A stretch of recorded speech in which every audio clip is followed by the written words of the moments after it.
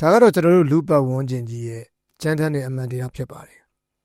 လူတယောက်ကိုအကြိမ်ကြီး100လောက်ကူညီပေးခဲ့ရင်တော့သူတို့ကမေ့သွားမှာပါဒါပေမဲ့တစ်ချိန်လောက်ပဲညင်းခဲ့ရင်တော့သူတို့ကတစ်သက်လုံးမေ့တော့မှာမဟုတ်ပါဘူးလူတွေအသိရဲ့ကျင်နာမှုကိုသူတို့နဲ့ထိုက်တန်တဲ့အရာလို့တွေးနေတတ်ပါတယ်ဒီလိုကျင်နာပေးလို့ကျေးဇူးတင်ရမယ်လို့မတွေးကြပါဘူးဒါပေမဲ့သင်ကသူတို့စိတ်တိုင်းကြဖြစ်မနေတော့တာနဲ့သူတို့ကရုတ်တရက်ပြောင်းလဲသွားပါလိမ့်မယ်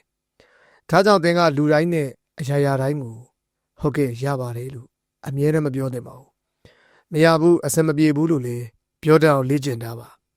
တကယ်လို့သင်ကဒီလိုမလုပ်နိုင်ဘူးဆိုရင်လူတွေကသင်ရဲ့ကျင်နာမှုကိုအခွင့်ကောင်းယူပြီးတော့သင်ကပဲနာကျင်ရပါလိမ့်မယ်မိတ်ဆွေတို့မေးခွန်းတစ်ခုရှိပါတယ်သင်ဖတ်မယ်ဆိုပြီးဝယ်ထားပေမဲ့အချိန်မရလို့မဖတ်ပြတတ်တဲ့စာအုပ်တွေတပုံကြီးရှိနေသလားကျွန်တော်မှလည်းရှိဖို့ပါတယ်ဟုတ်ပါတယ်အခုပြောနေတာကတော့ကျွန်တော်တို့ရဲ့ Willpower Book application ကြောင့်ပါစာအုပ်အားလုံးခန်းစားရရှိဖို့အတွက် Premium Member တော့ဝင်ရပါမယ်အဲ့ဆိုရဲ့ Member ကြီးတွေက10%ကိုလည်းမိဘမဲ့ကေယာတွေမှာလစဉ်လူတန်းပေးသွားအောင်ပါ